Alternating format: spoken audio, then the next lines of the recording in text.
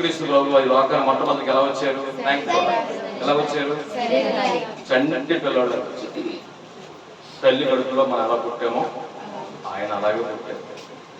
పుట్టి 33 సంవత్సరాలు ఈ భూమి మీద ఉన్నారు. 30 సంవత్సరాలు దైవ కుమారుడు గాను, 3.5 సంవత్సరాలు 30 సంవత్సరాలు ఏమో మనుష్య కుమారుడు గాను, 3.5 సంవత్సరాలు దైవ కుమారుడు. అంటే సంపూర్ణ మానవుడుగా, సంపూర్ణ దేవుడు వచ్చి పాపానికి పరిహారార్థం చెల్లించి చనిపోయి సమాధి చేయబడి సమాధిని జయించి తిరిగి లేచి వెళ్ళిపోయాడు. మళ్ళా వస్తున్నాడు. ఆమేన్. రెండవ రాకడ, ర్యాప్చర్. రాకడ ఏమంటారు? ర్యాప్చర్. యేసుక్రీస్తు మళ్ళా భూమి మీదకి రాబోతున్నాడు. పిల్లరా, ఈరోజు మనం రాకడ గురించి యేసుక్రీస్తు ప్రభువు వారు ఇదిగో నేను మరలా వస్తాను, మనం అందరినీ తీసుకెళ్ళిపోతాం. మనం అందరూ సిద్ధపడి ఉండాలి. మనం అందరూ ఏమై ఉండాలి? రాకడ అనేది జరగబో వాస్తవం. రాకడ అనేది ఏంటండి? జరగబోవు వాస్తవం. యేసు ప్రభు ఒకసారి ఈ రాకడ గురించి చెప్తున్నారు. నాకు చూడండి, మనసు పెట్టి వినాలి. శిష్యులు అన్నారు, మీరు మళ్ళీ ఎప్పుడు వస్తారు? మీరు రాకడ సూచనలు ఏంటి మాకు చెప్పరండి అని అడిగారు. అందరికీ చెప్పాడా లేదా శిష్యుడు చెప్పాడా? ఓన్లీ శిష్యుడికి చెప్పాడు. అడుగుడు మీకు అడగాలి. దేవుడిని అడగాలి. దేవుడిని అడగాలి. మీరు రాకడ సూచనలు ఏంటంటే ఆయన అన్నాడు, జనం మీదకి జనమును, రాజ్యం మీదకి రాజ్యమును, తెగుళ్ళు, భూకంపాలు, కరువులు ఇవన్నీ జరుగుతాయి. అవి జరిగిన మరుక్షణం నేను వచ్చేస్తాను. ఇప్పుడు ఏం జరుగుతున్నాయి? జనం మీదకి జనం, తెగుళ్ళు, భూకంపాలు, రాజ్యం మీదకి జరుగుతున్నాయి లేదా అని చెప్పింది. జరిగిందా లేదా? ఇవన్నీ జరిగిందని రెండో రాకడ సమీపముగా ఉన్నది. చూడండి, రాకడ అనేది ర్యాప్చర్ ఈజ్ ఫ్యూచర్ ప్యాటర్న్. అంటే రాకడ అనేది జరగబోవు వాస్తవము. రెండోది అంటున్నాడు, రాకడ అనేదట ద ఫుల్ఫిల్మెంట్ ఆఫ్ ప్రామిస్. అంటే వాగ్దానం యొక్క నెరవేర్పు. దేవుడు చేసిన ప్రతి వాగ్దానాన్ని కూడా నెరవేర్పులో తీసుకుంటాడు. మీరు బాగా గమనించుకోండి. భూమి ఆకాశము గతించినేమో గాని దేవుడి మాట గతించదు. దేవుడి మాట ఆకాశాలు నిర్మాణం చేసి, దేవుడి మాట నీళ్ళ మీద దేవుడికి ఏ వేసాడు? పునాదిని. దేవుడి మాట మీరు బాగా గమనించుకోండి. దేవుని మాట మనల్ని సృజించింది. మనం ఏం చేసింది? ఆయన అంతా తయారు చేసి వెంటనే జీవాత్మ కలుగునుగా కారడానికి మనకి ఏమొచ్చింది? ఆయన జీవాత్మ ఈ మట్టి ఘటానికి దేవుడు మహిమని కలిగజేశాడు. మూడవదిగా, దేవుడు రాకడంటే విశ్వాస యొక్క అంతరంగంలో ఎప్పుడు అది ఒక బాక్సింగ్ ఇస్తానే ఉండాలి. ఇప్పుడు అలాగా మెరుస్తూనే ఉండాలి. దేవుడు రాకడ వచ్చేస్తుంది, దేవుడు రాకడ వచ్చేస్తుంది, దేవుడు రాకడ వచ్చేస్తుంది, దేవుడు రాకడ వచ్చేస్తుంది. అర్థం ఏంటి? నిన్ను చెప్పండి, తీసుకెళ్ళిపోతాడు. నువ్వు ఎలా ఉంటే తీసుకెళ్తాడు? సిద్ధంగా ఉంటే తీసుకెళ్ళి. సిద్ధంగా ఉండాలి. భూమి మీద ఇబ్బందులు మామూలే, భూమి మీద శ్రమలు మామూలే, భూమి మీద నిందలు మామూలే. ఎన్ని వచ్చినా నీ పక్షంగా ఎవరున్నారు? అది నీ పక్షంగా ఎవరున్నారు? మన అంటాం లోకంలో ఉన్నవాడి కంటే ఉన్నవాడు. మరి ఎప్పుడు తీయాలి గొప్పండి? మనం మన భయాల్లో బయటకు తీయాలి, మన ఇబ్బందులు బయటికి తీయాలి. ఈ రోజు నేను చెప్పబోయేది అంటే 3 మాటలు చెప్తాను. ఆ 3 మాటలు మీ నోటితో చెప్పిస్తాను. 1 పిలుపు. చెప్పండి. 1 పిలుపు. 2 కేక. 2 ఏంటి? కేక. 3వది లెక్క. 3వది ఏంటండి? లెక్క. నేను చెప్తున్నాను. మొదటిది పిలుపు, 2వది కేక, 3వది లెక్క. పిలుపులోకి వెళ్దాం. చూడండి, మత్తయి సువార్త 22వ అధ్యాయము. మత్తయి సువార్త 22వ అధ్యాయము 3వ వచనం చదవండి. ఆ పెండ్లి విందుకు పిలువబడిన వారు అతడు తన దాసులను పంపినప్పుడు వారు రానల్లకు పోయింది. కాగా అతడు ఇదిగో నా విందు సిద్ధపరిచి ఉన్నాను. చాలా శ్రేష్టమైన విందు చేశాడు. అమ్మ నాయన చూడండి, చాలా శ్రేష్టమైన విందు చేశాడు. ఆ విందుకి జస్ట్ ఫ్రెండ్స్ ని కేకేశాడు. జస్ట్ ఫ్రెండ్స్ ని కేకేశాడు. కౌరం పెడిపోయాడు, పిలుపుని అనిపించాడు. వాళ్ళెవ్వరు కూడా ఏం చేశారు? రాలేదు. యేసుక్రీస్తు ప్రభువు వారు ఈ లోకంలో ఉన్నప్పుడు తన కోసం ఒక జనాంగాన్ని ఏర్పాటు చేసుకున్నారు. తన కోసం జనాంగాన్ని ఏర్పాటు చేసుకున్నారు. ఎవరు ఆ జనాంగం అంటే యూదులు. ఎవరండి? యూదులు. వాస్తవానికి యేసుక్రీస్తు ఈ లోకానికి ఎందుకు వచ్చాడంటే యూదులను ఇశ్రాయేలును విడిపోయిన జీవితాలను కలపడానికి వచ్చాడు. ఈ యూదుల్ని ఏం చేశాడంటే ఒక విందు చేశాడు. ఒక విందు చేసి ఆ ఎందుకు వాళ్ళు పిలిచాడు. జస్ట్ వచ్చి వాళ్ళు ఏం చేయాలి? ఇప్పుడు విందుని భోంచేయాలంటే ఆరగించాలంటే వాళ్ళు సాకులు చెప్పారు. ఏం చెప్పారు? సాకులు చెప్పి ఎవ్వరు విందుకు రాలేదు. ఎందుకు రాలేదు? యేసుక్రీస్తు ప్రభువు వారిని యూదులు లక్ష్య పెట్టలేదు. యేసుక్రీస్తు ప్రభువు 33.5 సంవత్సరాల వారి మధ్యన ఉన్నాడు. 3.5 సంవత్సరాలు అద్భుతాలు చేశాడు. 3.5 సంవత్సరాలు ఏంటి అద్భుతాలు చెప్పండి? పుట్టుగుడ్డోడికి కళ్ళు ఇచ్చే అద్భుతం కాదండి. ఏ హాస్పిటల్ ఏ డాక్టర్ కూడా పుట్టుగుడ్డోడికి కళ్ళు ఇవ్వలేదు. ఒక కన్ను పోతే డబ్బుంటే కొను పెట్టచ్చు, అది కన్నుకైనా ఏదన్నా అయితే దానికైనా వైద్యం చేయొచ్చు. కానీ పుట్టుగుడ్డోడికి కళ్ళు ఇచ్చాడు. 38 సంవత్సరాలు బట్టి బెతస్తా కోనేడు దగ్గర పెరాలసిస్ వ్యాధితో పడున్నాడు. 38 సంవత్సరాలు ఆ బెతస్తా కోనేటిలోకి ఉన్న గొప్ప గుణం ఏంటంటే దేవదూత పరలోకం నుంచి వచ్చి ఆ నీళ్లు కదిలిస్తుంది. పొద్దున్నే కదిలిస్తుంది. ఎవరు ఆ కోనేటిలో ముందు పడతారో వాళ్ళకి ఏమొస్తుంది? ఆరోగ్యం వచ్చేస్తుంది. ఈ 38 సంవత్సరాలు బట్టి ప్రతిరోజు ఆ దేవదూత ఏం చేస్తుంది? నీళ్లు కదిలిస్తా ఉంది. ఎవడ పిల్లలు ముందు దూకేస్తారు. ఇతను ఎన్ని సంవత్సరాలు బట్టి ప్రయత్నం చేస్తున్నాడు? 38 సంవత్సరాలు బట్టి ప్రయత్నం చేస్తాడు. కనీసం అక్కడ వెళ్ళినోళ్ళు ఇదేంటి ఇంత చాలా సంవత్సరం బట్టి ఉన్నాడు, సహాయం చేద్దాం, చెరుకుసేపు పట్టుకోండి, చెరుకోకాలు పట్టుకోండి, సాయం చేస్తే అతను ఎప్పుడో స్వస్థత చేసిన పాపం. అంతేనంటాడు. మనుషులు నమ్ముడు కంటే దేవుని నమ్ముకోవడం లేదు. రాజులు నమ్ముడు కంటే దేవుని నమ్ముకోవడం లేదు. హల్లెలూయా. యేసు ప్రభు వయసు చూస్తే ఎంత? యేసు ప్రభు పుట్టక మునుపు కాడి నుంచి కూడా రోగిష్టిగానే యేసు ప్రభు వెళ్ళాడు. చూశాడు. స్వస్థపరచున్నావా? స్వస్థపరచబడతావా? ఒకే ఒక ప్రశ్న. అయ్యా, స్వస్థత గురించి కదా ఇక్కడ ఉన్నాను. 38 సంవత్సరాలు బట్టి ఇక్కడ ఉన్నాను. నాకు సహాయం చేసేవాడు ఎవడ కూడా. ఆ మాట చదివినప్పుడు అలా సముద్రం కెరటంలా వస్తుంది నాకు. తప్ప బంధువులు లేరంటారండి అతను? లేదా? ఉన్నారు. స్నేహితులు లేరంటారండి? చెప్పండి. ఉన్నారు. కానీ అతను ముట్టుకుంటే అతను వ్యాధి నాకు వచ్చేస్తుందని పక్కన పెట్టేస్తారు. కానీ యేసుప్రభు అన్నాడు, స్వస్థత కావాలి అంటే అయ్యా నీ స్వస్థత కావాలయ్యా, నేను చాలా ట్రై చేస్తున్నా నా కోనేటిలో పడటానికి, నాకు అవ్వడు, సహాయం చేస్తాడయ్యా. యేసుప్రభు అన్నాడు, ఆ బెతస్దా కోనేటి కంటే గొప్పవాడు ఇక్కడ ఉన్నాడు. ఆమేన్. ఆ బెతస్దా కోనేటి కంటే గొప్పవాడు. నీ పాపములు క్షమించబడ్డాయి, నీ పరు పెట్టుకుని పెట్టినాడు అన్నాడు. హల్లెలూయా.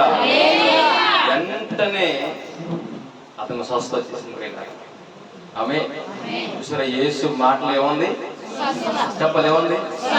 యేసు మాటలో స్వస్థత ఉంది. యేసు మాటలో ఆనందం ఉంది, యేసే మాటలో నెమ్మది ఉంది. ఏ దుఃఖంతో వచ్చావో నాకు తెలియదు కానీ రైళ్లు పరిగెట్టినట్లుగా ఉన్న నా గుండెల్లో అనుకుంటున్నామో కానీ వాటిని స్టాప్ చేసే శక్తి నా శరీరం యేసు ప్రభువుకు ఉంది. హల్లెలూయా. యేసు ప్రభు చేసిన అద్భుతాలు, ఆశ్చర్యకార్యాలు. ఇంకొక మాట చెప్పనా, చనిపోయిన లాజరును పాతిపెట్టి 4 రోజులైంది. మరియా మాత్రం గొళ్ళమని ఏడుస్తున్నారు. ఏమన్నారు తెలుసా? యేసు ప్రభువా, నీవు మా ఇంట్లో ఉంటే మా ఇంట్లో మరణమే లేకుండా పోను.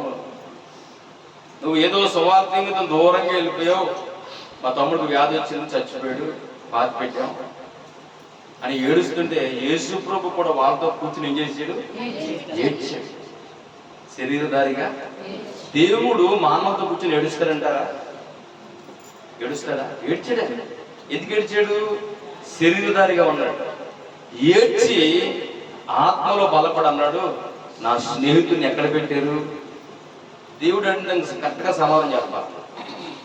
దేవుడు యేసుప్రభువు అంటాడు, నా స్నేహితుడిని ఎక్కడ పెట్టారంటే అదిగో సమాధానం, రండి లేపుతా ఉంటాడు.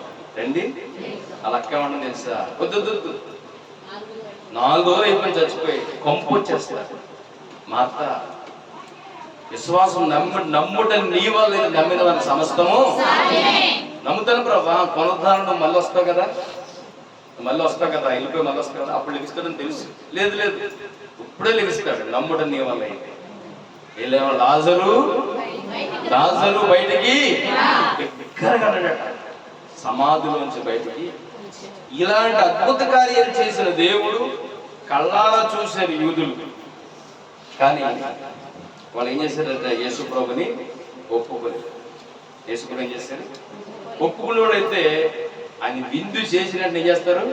పరిగెట్టుకెళ్ళి విందుని ఆరగించిందిలేమో. ప్రియమైన వాళ్ళ దేవుడికి స్తోత్రంగా చెప్పండి. చూడండి, యేసు ప్రభుని ఎందుకు అంగీకరించలేదు వాళ్ళు? చెప్పండి. ఈ యేసు ప్రభుని ఎందుకు అనిపించలేదంటే పాత నిబంధనలో ఏది చేసినా తండ్రి చేశాడు. ఏది చేసినా ఆ పాత నిబంధన అంటే ఆది కాండం కాడి నుంచి మలాకి గ్రంథం దాకా పాత. కొన్ని ఐగుప్తులోంచి తన ప్రజలను నడిపించాడు దేవుడు. జాగ్రత్తగా వచ్చేస్తున్నారు, ఆకాశం నుంచి మన్నా కురుస్తుంది, తింటున్నారు. మంచిలు ఎవరిస్తున్నారు? బండలోంచి నీళ్ళు వస్తాయి. బండ ఎవరికి? యేసు ప్రభు. కానీ యేసు ప్రభు కుమారునిగా ప్రత్యక్షపరచుకోలేదు. తండ్రి ఏం చెప్తున్నారో అదే చేస్తున్నారు. అందుకని యూదులు ఏం చేస్తారంటే యేసు ప్రభుని పొరపాటున ఒప్పుకోరు. వాళ్ళు ఏమంటారంటే, చూడండి ఒకసారి చదువుకుందాం. ఇక్కడ రాసుకున్నా నేను. తెల్లగడ్డ 3 గంటలు లేచి 6 గంటల దాకా రాస్తున్నాను. ప్రియమైన దేవుని బిడ్డలారా, వాళ్ళు ఏం చేశారంటే ఇన్ని కార్యాలు చేసిన దేవుడిని నిర్లక్ష్యం చేశారు. ఎందుకు ఒప్పుకోలేదు వాళ్ళు? చెప్పే కదా ఎందుకు ఒప్పుకోలేదు వాళ్ళు? అన్ని తండ్రి చేస్తున్నారు, అన్ని తండ్రి ప్రత్యక్షపరచబడుతున్నారు. కుమారుడు ప్రత్యక్షపరచబడలేదు. కానీ కుమారుడు ఎలా వచ్చాడు భూమి మీదకి? శరీరధారిగా వచ్చేసాడు. శరీరధారిగా వచ్చి ఎన్నో గొప్ప కార్యాలు చేసేసాడు. మరణాన్ని కూడా ఆ మరణం మీద అధికారం కలిగిన వాడు అనేసి చేసేది. కానీ వీళ్ళు ఏం చేశారంటే యేసుక్రీస్తు పిలుపుని ఏం చేశారట? నిర్లక్ష్యం చేశారు. ఇక్కడ ఒక మాట ఏంటంటే కుమారుడు ప్రత్యక్షపరచబడి వాళ్ళతో మాట్లాడడానికి వాక్యం ఆధారం ఉంది. ఇక్కడ ఒకసారి చదవండి ఎలా మాట్లాడతాడో దేవుడు. అప్పుడైతే పాత నిబంధనలు ఎలా మాట్లాడాడు? ప్రవక్తల ద్వారా మాట్లాడాడు, యాజకుల ద్వారా మాట్లాడాడు, వాక్యం ద్వారా మాట్లాడాడు. కొత్త నిబంధనలోని యేసుక్రీస్తు శరీరధారిగా ఉన్నప్పుడు కూడా యూదులు ఏం చేశారంటే యేసుక్రీస్తుని ఒప్పుకోలేదు. హెబ్రీ పత్రిక 1వ అధ్యాయము 1 నుంచి చదవండి. హెబ్రీ పత్రిక 1వ అధ్యాయము 1. పూర్వకాలమందు నానా సమయంలో నానా విధములుగాను ప్రవక్తల ద్వారా మన పితరులతో మాట్లాడిన దేవుడు ఈ దినముల అంతము ముందు కుమారుని ద్వారా మనతో మాట్లాడెను. అందరూ చేతులు ఎత్తండి. చూసారా, పూర్వకాలం ముందు ప్రవక్తల ద్వారా మాట్లాడాడు నానా విధాలుగా. ఇప్పుడు ఎవరి ద్వారా మాట్లాడుతున్నాడు? తండ్రి కుమారుని ద్వారా. మనసు పెట్టి వినండి, కుమారుని ద్వారా మాట్లాడతాడు. కుమారు ద్వారా మాట్లాడతారంటే యూదులు ఏం చేయాలి? ఇప్పుడు లక్ష్య పెట్టాలి. లక్ష్య పెట్టక ఏం చేశారంటే వాళ్ళ ఇష్టానుసారంగా ఆయన లక్ష్య పెట్టలేదు, పక్కన పెట్టేశారు. ఈ రోజు జాగ్రత్తగా వినండి. ఇప్పుడు మీ దాకా వచ్చింది. ప్రతి ఆదివారం దేవుని మందిరానికి వస్తున్నారు. ప్రతి ఆదివారం దేవుడు తన సేవకులను మీతో మాట్లాడతాడు. యూదులు లక్ష్య పెట్టలేదు అని మనం అంటున్నాం. ఇప్పుడు దాకా యూదులకు మారు మనసు లేదు. ఎరు అంటే శాంతి, శాలం అంటే సమాధానం. యెరూషలేము అంటే శాంతి సమాధానం నిలయంగా ఉన్న యెరూషలేముకి ఈ రోజు తెల్లారితే రక్తపు కూడా భోజేస్తున్నారు వాళ్ళు యూదులు. ఇశ్రాయేలు దేశం ఏదో మనం ఫైట్ జరుగుతాం. ఎందుకు చెప్పనా? శాపం. యేసు క్రీస్తుని దేవుడిగా వాళ్ళు ఏం చేయలేదట, ఒప్పులు. ఆ శాపం వాళ్ళని రోజు పోరాడు. ప్రియమైన దేవుడు బిడ్డలారా, ఈ రోజు మీతో దేవుడు వాక్కు ద్వారా మాట్లాడుతున్నాడు. ఇన్ని వారాలు వాక్యం విని, ఇన్ని నెలల్లో మీరు సంస్కారంలో చేయివేసి ఎంత క్రమంగా మందిరంకి వస్తూ వాక్యం వింటూ యేసు క్రీస్తు లక్ష్య పట్టలేని వారుగా ఉన్నారేమో. జాగ్రత్త. యేసుక్రీస్తు మనం ఏం చేస్తాడట? లక్ష్య పెట్టలేదు కాబట్టి నువ్వు భయపడుతున్నావు. ఏం చేస్తున్నావు? భయపడుతున్నావు. నీ పక్షంగా ఉన్నది ఎవరు? దేవుడు. సముద్రంలోని పడవ మునిగిపోతుంది. శిష్యుని అంటున్నాడు, ప్రభా మీరు నశించిపోతున్నావు, నీకు చింత లేదా అంటే లేసేమన్నాడు? సముద్రమా చెప్పు, సముద్రమా నెమ్మడించి గాలి ఆగిపో. సముద్రము గాలి అని ఏమనేట లోపడు. సముద్రాన్ని సమాధానపరిచిన దేవుడు నాకు చూడాలి. గాలిని సమాధానపరిచిన దేవుడు ఇలా చూడాలి. నీ సమస్యను దేవుడు చక్కబెట్టలేడా? చెప్పాలి, చక్కబెట్టలేడా? మరి ఎందుకు దేవుడిని లక్ష్య పెట్టలేదు మీరు? ఎందుకు మీరు దేవుడికి లోపడతలేదు? దేవుడు రాకడ సమీపంగా ఉంది. పిలుపు వచ్చింది. ఇగో నేను విందు చేశాను, నా విందుకు రండి, మీరు తీసుకోండి, తినండి అంటే వాళ్ళు ఏం చేశారంటే సాకులు చెప్పారు, లక్ష్య పెట్టలేదు. రాకడ వర్తమానాలు చాలా వింటున్నారు మీరు. రాకడ వర్తమానాలు యేసుక్రీస్తు రెండో రాకడ వచ్చేస్తుంది వినాలి. మధ్య ఆకాశంలోకి వచ్చేస్తాడు దేవుడు. సంఘం ఏం చేస్తుంది? ఎత్తబడేస్తుంది. అక్కడ మనకు 7 ఏళ్ళు విందు ఉంటుంది. అక్కడి నుంచి మనం అందరం కలిసి పరలోకానికి వెళ్ళిపోతాం. ఎంత విలువైన ప్రాజెక్ట్, విలువైన ఆశీర్వాదం మన ముందు దేవుడు ఉంచాడు కదా. మరి రాకడ వర్తమానం వింటున్నా మీరు సిద్ధంగా ఉన్నావా? సిద్ధంగా ఉన్నారా మీరు? సిద్ధంగా ఉండాలంటే, సిద్ధంగా ఉన్నావంటే అన్ని విషయాలు నువ్వు ఎలా ఉండాలి? కరెక్ట్గా ఉండాలి. లేదు, అన్ని విషయాలు ఎలా ఉండాలంట? కరెక్ట్గా ఉండాలి. ప్రియమైన దేవుని బిడ్డలను గమనించుకోండి. కొంతమంది ఏమంటారంటే యేసుక్రీస్తు రెండో రాకడ, ఈ పాయింట్ జాగ్రత్త పెట్టుకోండి. యేసుక్రీస్తు రెండో రాకడ శ్రమల ముందు వస్తుందా? శ్రమల తర్వాత వస్తుందా? శ్రమలు జరుగుతుండగా వస్తుందా అనేసి 3 రకాల సిద్ధాంతాలు పెట్టేశారు. మళ్ళీ చెప్తున్నాను, యేసుక్రీస్తు రెండో రాకడ శ్రమల ముందు వస్తుందా? శ్రమల తర్వాత వస్తుందా? శ్రమలో వస్తుందా? అంటే 3 సిద్ధాంతాలు చెప్తున్నారు లోకస్తులు, వాక్య అవగాహన లేక. నేను అంటాను, ఇప్పుడో వస్తాను, సిద్ధంగా ఉన్నావా? ఇప్పుడో వస్తున్నాడు, సిద్ధంగా ఉన్నావా? హల్లెలూయా. నీ సిద్ధపాటును బట్టి యేసయ్య ఎప్పుడు వచ్చినా ఐఎమ్ రెడీ. ఆమె 2 పేతురు పత్రిక, యేసు ప్రభు ఎలా వస్తాడు, ఎప్పుడు వస్తాడు? 2 పేతురు పత్రిక 3వ అధ్యాయము 8 నుంచి చదవండి నెమ్మదిగా. ప్రియులారా, మీ అందరికీ ఒక సంగతి మీరు మర్చిపోకండి. ఏమనగా ప్రభు దృష్టికి ఒక దినము, ఒక్కసారి ఒక్క రోజు అంటే 1000 సంవత్సరాలు ఆయనకి. 1000 సంవత్సరాలు, 1000 సంవత్సరాలు ఒక దినం ఉన్నాయి. ఇప్పుడు ఇది ఎన్ని వేల సంవత్సరం? ఇది 2000 అక్కడ చెప్పాలి. 2000 అంటే దేవుడి దృష్టికి ఎన్ని రోజులు అయినట్టు? 2 రోజుల 2 గంటలు అయినట్టు. 2 రోజుల. మన కంగారు పడిపోతుంది. మా తాతల కానీ చెప్తున్నారు రాకడ రాలేదు, రాకడ రాలేదు, రాకడ రాలేదు, రాకడ రాలేదు. ఎందుకు రాలేదు? చదవమ్మా.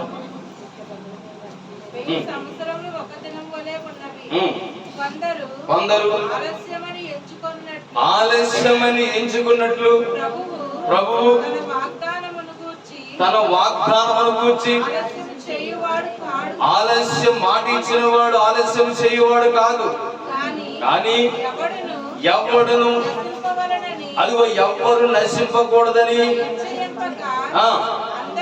అందరూ ఈ గ్రామంలో అందరూ మన బంధువులందరూ మారు మనసు పొందవలని కోరుచు మన ఎడల దీర్ఘ శాంతము గలవాడై ఆలస్యం చేస్తున్నాడు. హల్లెలూయా. 2020లో వచ్చేస్తే మేము స్వరూపముగా రక్షించబడదుగా? చెప్పండి, రక్షించబడదు. 2020లో రాకడ వచ్చేస్తే సువర్ణం రక్షించబడ్డా? ఇప్పుడు దేవుడు ఎంత గొప్పడో తెలుసా? నీ గురించి ఆలోచన చేసి ఏమిచ్చి నీ రుణం తీర్చుకోగలరయ్యా? ఏమిచ్చి నీ రుణం తీర్చుకోగలరు? నీ కొరకు ఆలోచన చేస్తున్నాడు దేవుడు. ఆమేన్. చదువు. అయితే ఎలా వస్తాడు యేసు ప్రభు? దొంగ వచ్చినట్లుగా వస్తాడట. దొంగ కాదు. దొంగోడు మీ ఇంటికి ఫోన్ చేసి దొంగతనం చేస్తానని చెప్పు ఫోన్ చేసి వస్తాడా? చెప్పకుండా వస్తాడా? ఒకవేళ దొంగడు మీ ఇంటికి ఫోన్ చేసి వస్తానంటే ఓ రోజున జాగ్రత్తగా వినండి. బీహార్ దొంగలు పడుతున్నారని 2010లో అల్లరి చేసేసారు. మా ఇంటికాడ నుంచి కొంతమంది కర్రలు, ఆ ఇంటికాడ కర్రలు పడి తిరుగుబడి కురాలతో పాటు మేము చిన్న కర్రలు తిరుగుబడి. దేవుడు మాన్యంలో బీహార్ దొంగ వచ్చాడు అనేసి అంటే అందరూ పారిపోయాం. మోడసాలు వేసుకుని చిన్న చిన్న కర్రలు ఎట్లా. ఆ పక్కింటి ఫోన్ చేశాడు బీహార్ దొంగ. నేను రాజుగారి ఇంట్లో ఉన్నాను ఫోన్ చేశాడు. ఏం మాట్లాడాడు బీహార్ దొంగ? నేను అడిగాను ఏం మాట్లాడాడు అంటే తెలుగు మాట్లాడాడు. రాజు ఫోన్ నెంబర్ బీహార్ దొంగ ఎర్ర తెచ్చాడంటే ఏమో మధ్యాహ్నం పారిపోతాడు. గొర్రెలు 70 గొర్రెలు వాళ్ళతో పాటు నేను పరిగెట్టాను. అసలు ఇష్యూ ఏంటి తెలుసుకోవాలి కదా. ఎంతగాడు వచ్చినాడో తెలుసా? ఇంటి పక్క కూడా మంచి మంచి చీరలు పట్టుకుపోతాడు. బీహార్ దొంగ హిందీ వస్తుంది, అటు రూపురేఖలు వేరేగా ఉంటాయి, వేరే ప్రాంతం కూడా అయితే అవి అవ్వడానికి ఎంత లేదు. అదిగో బీహార్ దొంగ అక్కడ పడ్డాడు, అక్కడ బీహార్ దొంగ పడ్డాడు. ఇప్పుడు పాస్ రూపాయలు అన్నారు. నాన్న బీహార్ దొంగలు వస్తున్నారంటే బయటపడుతున్నావేంటి? నేను తీసుకెళ్ళిపోతారేమో అందా నాన్నగారు. ఆయన అంటున్నాడు నేను దొంగలకే దేవుడికి స్తోత్రం హల్లెలూయా. ప్రియమైన దేవుని బిడ్డలారా, యేసుక్రీస్తు ఎలా వస్తుంది తెలుసా? దొంగలా వస్తాడు. ఆమేన్. దొంగ ద్వారా నీ రాజులకు రాజుని ప్రభువులకు. మరి ఏమైందిరా మీకు? విందు చేయొచ్చు కదరా అంటే అలా అంటున్నారు. యూదులు ఏమన్నా తెలుసా? యూదులు గర్విష్ఠులు.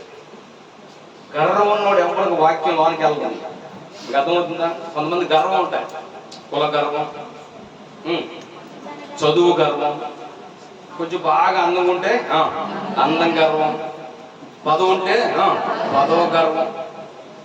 గర్విష్ఠులు గడ్డి మేస్తారని బైబిల్ చెప్తుంది. గర్విష్ఠులు ఏమవుతారట? గర్వానికి ముందు ఏమి నడుస్తుంది తెలుసా? గర్వానికి ముందు ఏమి నడుస్తుంది తెలుసా? నాశనం నడుస్తుంది. ఎప్పుడు గర్వపడకూడదు. ఎన్ని ఉన్నా దేవుణ్ణి బట్టి నాకు వచ్చింది అయ్యా. ఆమె యూదులు గర్విష్ఠులు. వాళ్ళు ఏమంటారు తెలుసా? వాళ్ళు ఏమంటారు? దేవుడు మాకు తెలుసు, ధర్మశాస్త్రం మాకు తెలుసు, ఆచారాలు మాకు తెలుసు, మెసేజ్ కూడా మాకు తెలుసు. ఇగో ఈ యేసుని మాత్రం మేము ఒప్పుకోం. అది ఎలాగొస్తాడు? రాజుగా వస్తాడు. రాజు దేని మీద వస్తాడు? రథాలుగా వస్తారు. ఈయన ఏమి తిరుగుతున్నాడు? గాడి పిల్ల మీద కూర్చొని చిన్న పూరింట్లో పుట్టాడు. ఈయన ఎవరండి? అచ్చవుతున్నా కానీ పుట్టుపుట్టుడు కలిగించాడు కదరా. దేవుడికి స్తోత్రం. చనిపోయిన లాజరు లేపాడు కదరా. అది చూస్తలేదు వీళ్ళరా. యేసు ప్రభు ఏం చేసింది? ఆ లోకం ఏం చేసింది? బయటికి అప్పుడు అన్నాడు యేసు ప్రభు, ఇదిగో నీ దగ్గరికి వచ్చాను, మీరు నన్ను త్రోసివేసేసారు, నేను అన్య జనాంగం దగ్గరికి వెళ్ళిపోతున్నాను. హల్లెలూయా. ఎవరు చెప్పిన అన్యులు ఎవరు తెలుసా? మనమే. గట్టిగా చప్పట్లు కొట్టి నేసి నీ మాట చాలయ్యా, నీ చూపు చాలయ్యా,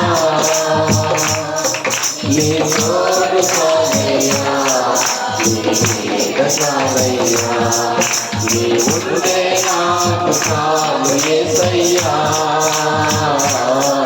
నీ ఉంటానయ్యా, నీ మాట చాలయ్యా, నీ చూపు చాలయ్యా, నీ తోడు చాలయ్యా, నీ నీడ చాలయ్యా, నీ మాట చాలయ్యా, నీ చూపు చాలయ్యా, నీ తోడు చాలయ్యా, నీ నీడ చాలయ్యా, నీ ఉంటే నాకు చాలు యేసయ్యా.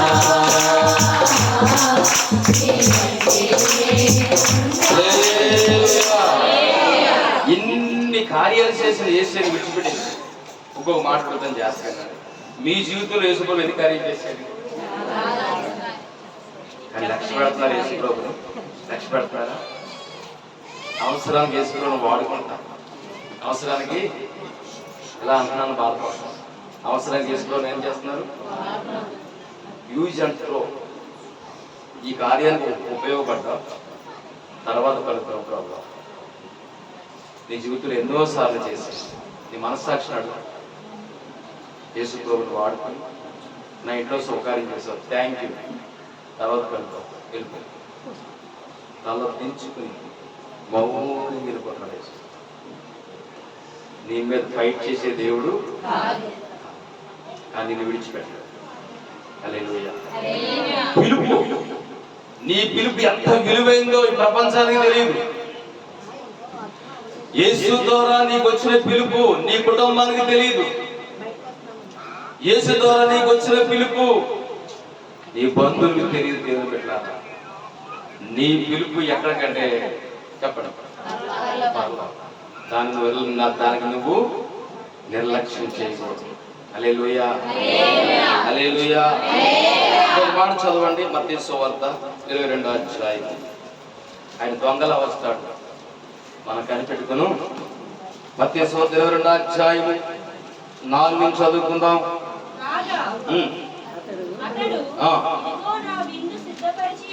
నా విందు సిద్ధపరిచి ఉన్నాను,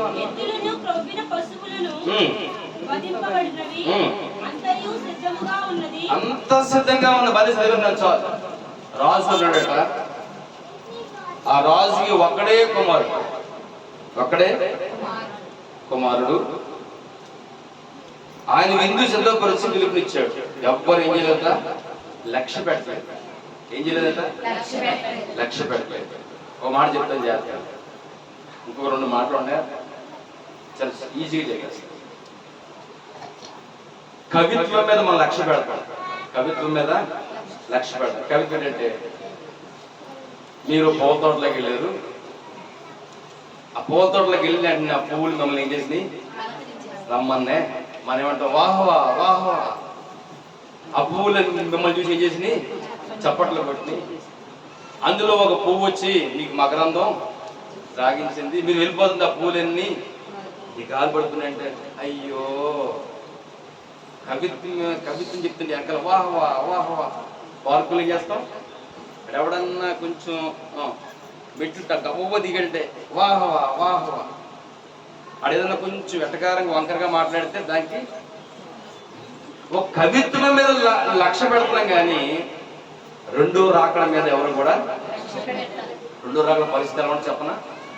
ఆకాశము, భూమి, నీరు, అగ్ని, గాలి మహావ్యాండ్రంతో రగులుపోతే మీరు ప్రియమైన వాడు. అప్పుడు నువ్వు ఎక్కడికి వెళ్తావు? ఆకాశం ఉండదు, ఇప్పుడున్న ప్రజెంట్ ఆకాశం. నువ్వు కూర్చున్న భూమి ఉండదు, నువ్వు పీలుస్తున్న గాలి ఉండదు, నువ్వు తాగుతున్న నీరు ఉండదు, నువ్వు వండుకుంటున్నావే అగ్గి ద్వారా అగ్గి కూడా ఈ మహావ్యాండ్రంతో రగులుకుని నాశనం అయిపోతాయి. అప్పుడు నువ్వు ఎక్కడికి వెళ్తావు? అందుకే రెండో రాకడ ఇక్కడ కూడా నువ్వు ఇయ్యాలా కనిపెట్టుకుని ప్రార్థన చేయాలి. కౌతుం మీద లక్ష్యం ఉంచుతున్నారట, పెట్ట కథల మీద లక్ష్యం ఉంచుతున్నామంట, కల్పన కథల మీద లక్ష్యం. సీరియల్ చూడకపోతే కొంతమంది మెంటలు వచ్చేస్తారు. ఆ బ్యాచ్ ఉంటారు. రెండో రాకడలో ఆ తెప్పలు కుక్కలు చూడరు. రెండో రాకడలో ఆ తెప్పలో ఏ దీపం వస్తుంది టీవీలో? ఏ దీపం అంటారు దాన్ని? ఏ దీపమ్మా?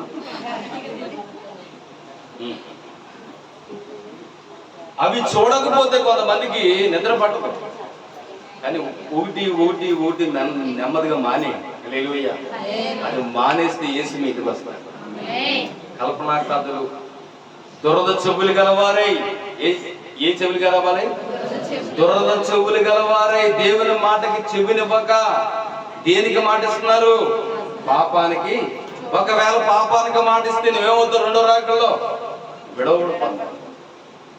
విడవబడితే నీ పరిస్థితి ఎలా ఉండొచ్చు? ఆకాశానికి దిక్కు లేదు, భూమికి దిక్కు లేదు, గాలికి దిక్కు లేదు, నీరుకి దిక్కు లేదు, అగ్నికి నీకు దిక్కావు. అది దీపం ఉండగా మా చుట్టాలండి. చుట్టూ నిన్ను పరలోకం తీసుకెళ్తాం. వింటున్నావా? అందరికి ఉన్నారండి? ఒకసారి అందరూ చెప్పండి హల్లెలూయా. కానీ దేవుడు యేసుక్రీస్తు ప్రభువు నీకు పిలుపునిచ్చి నిన్ను పరలోకాన్ని తీసుకెళ్ళడానికి ఆకాశానికి భూమికి మధ్య నిలబడ్డాడు.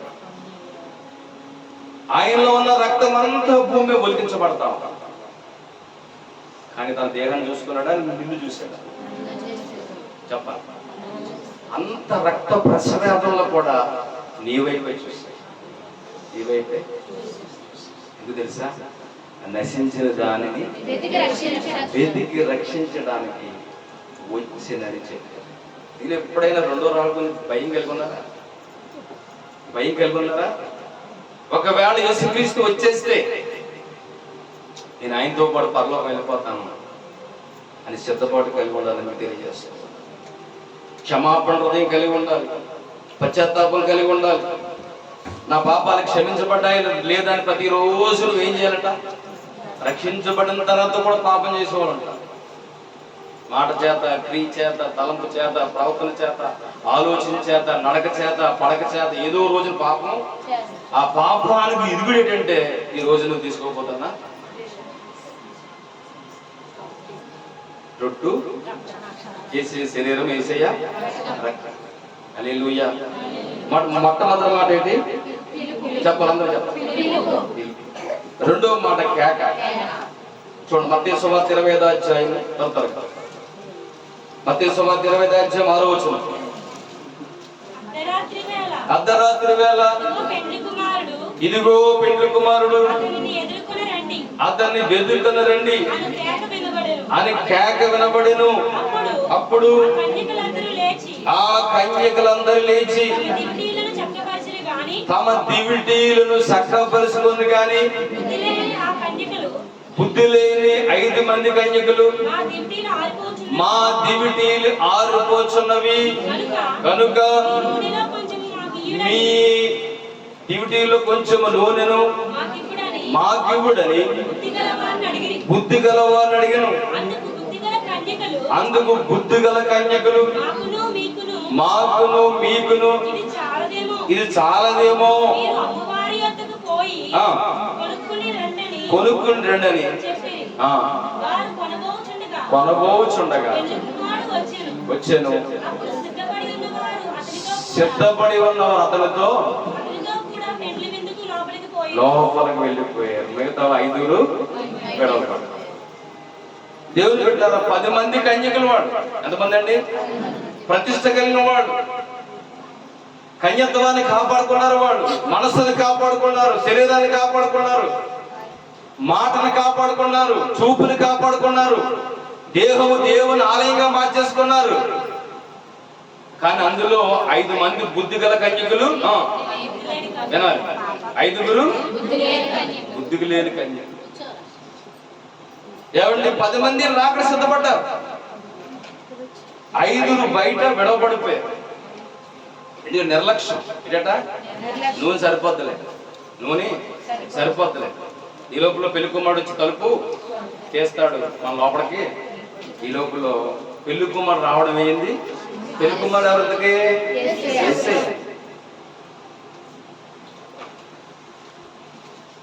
ఎప్పుడైతే ఆయన మొత్తం లేట్ అయిపోయింది, ఈ డ్యూటీలు ఏమైపోతున్నాయి?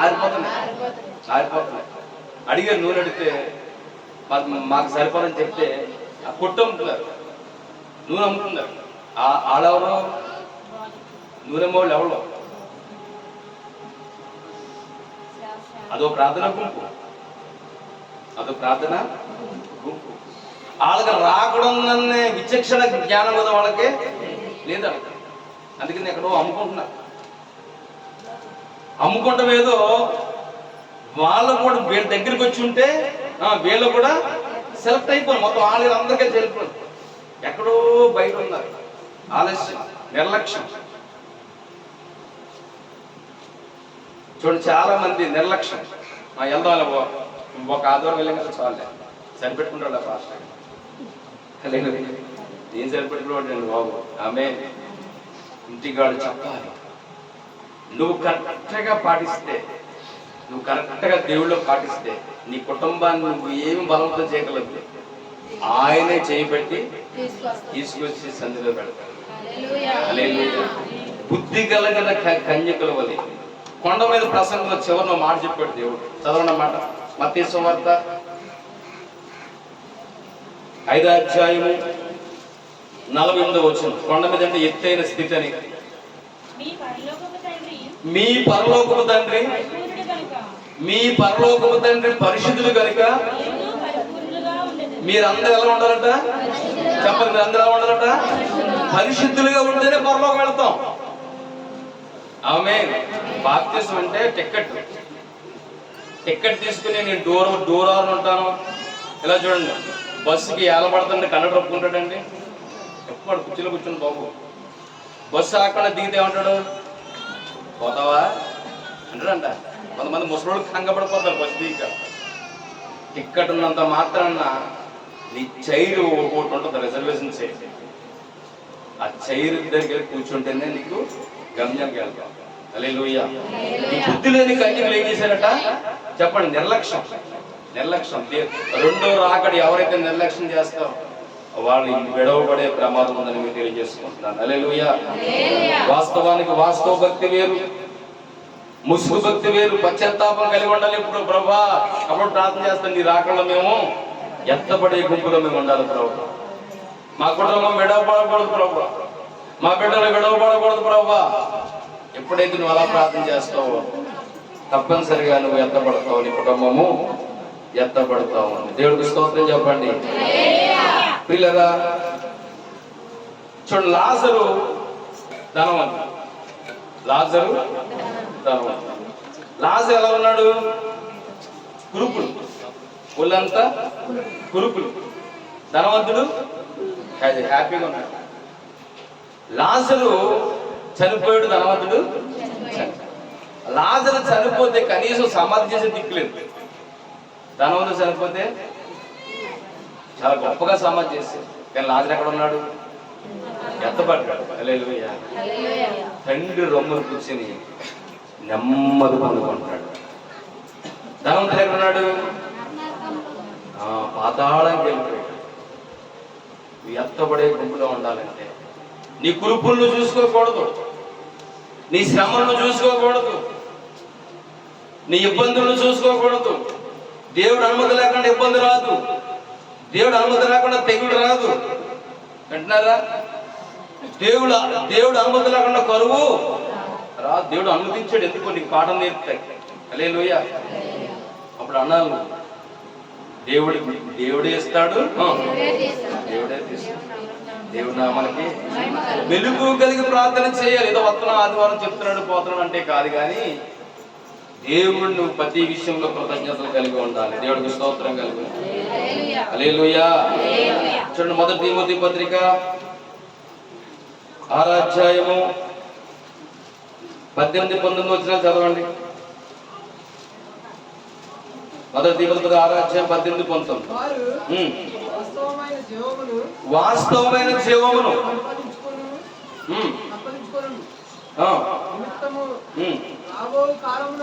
రాబోవు కాలమునకు మంచి పునాది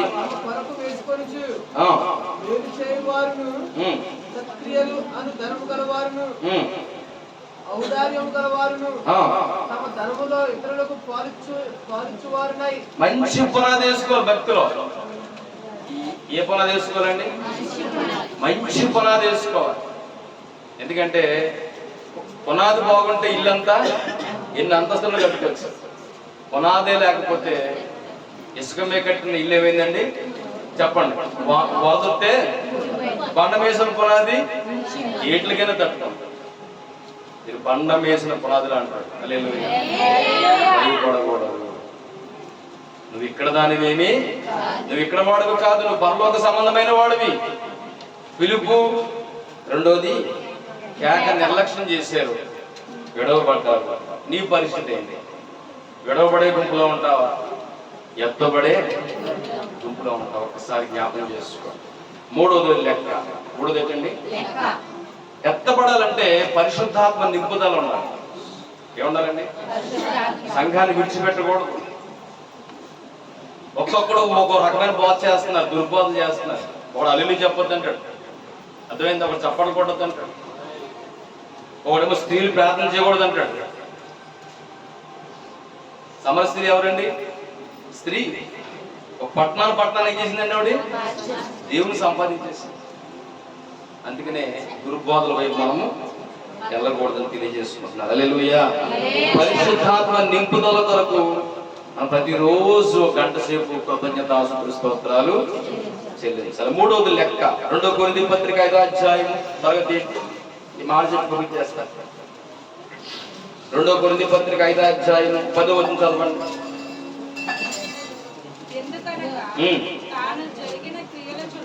మీరే తాను జరిగించిన క్రియలు చొప్పున అవి మంచివైనను సరే, చెడ్డవైనను సరే,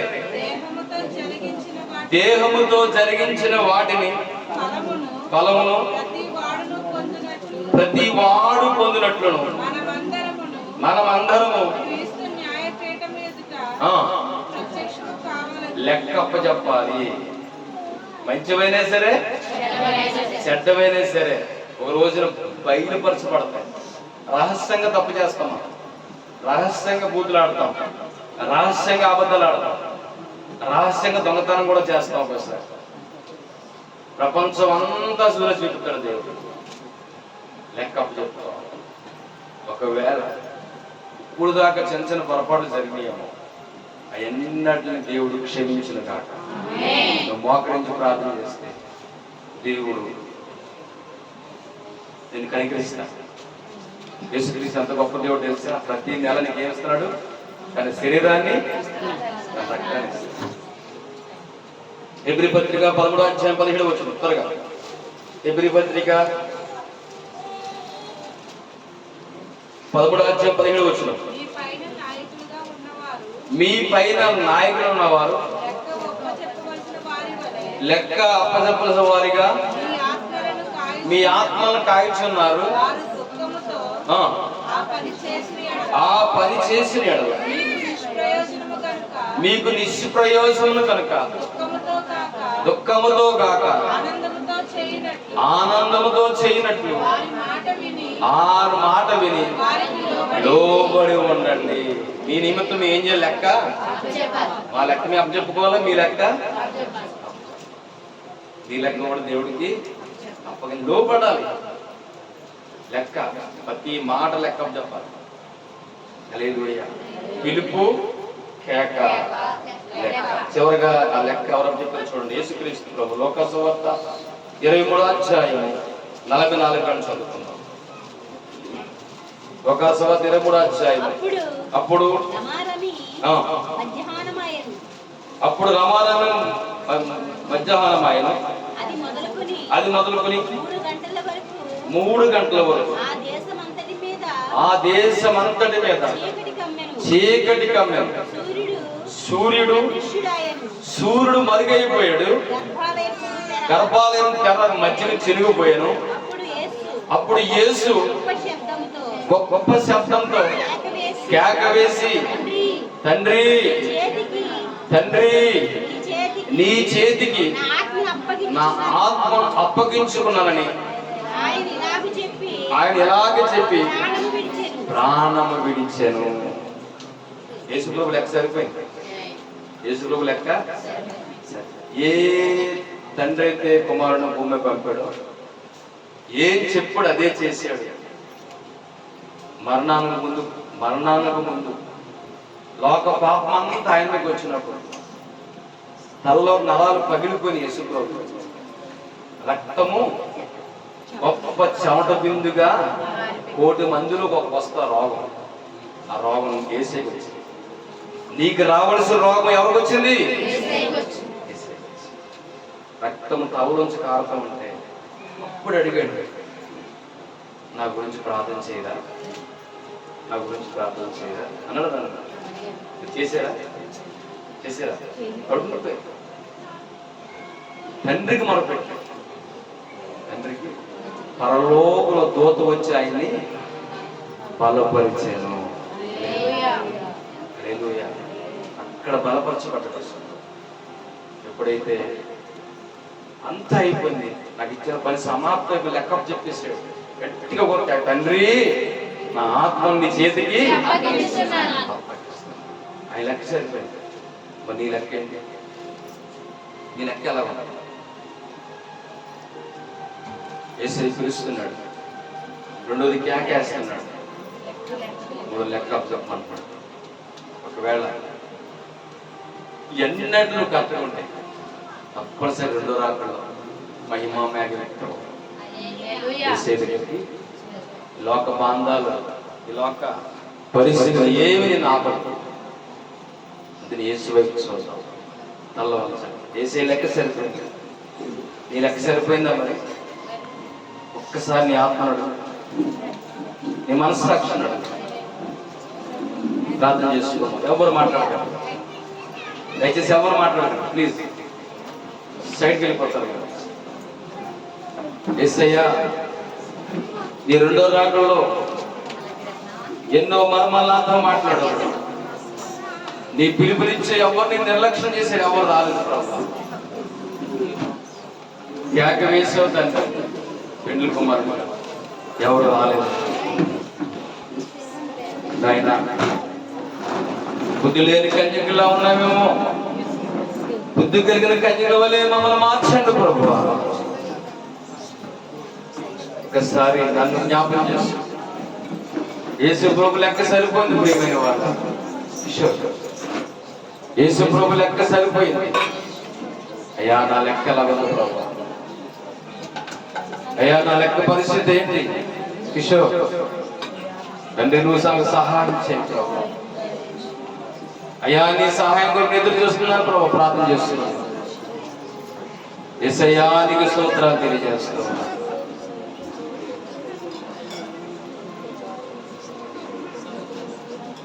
యేసయ్యా నీకు స్తుతులు స్తోత్రాలు తెలియజేస్తున్నాను. ప్రార్థన చేస్తున్నాను. అయ్యా నీ పిలుపుని నిర్లక్ష్యం చేస్తున్నాను ప్రభు. అయ్యా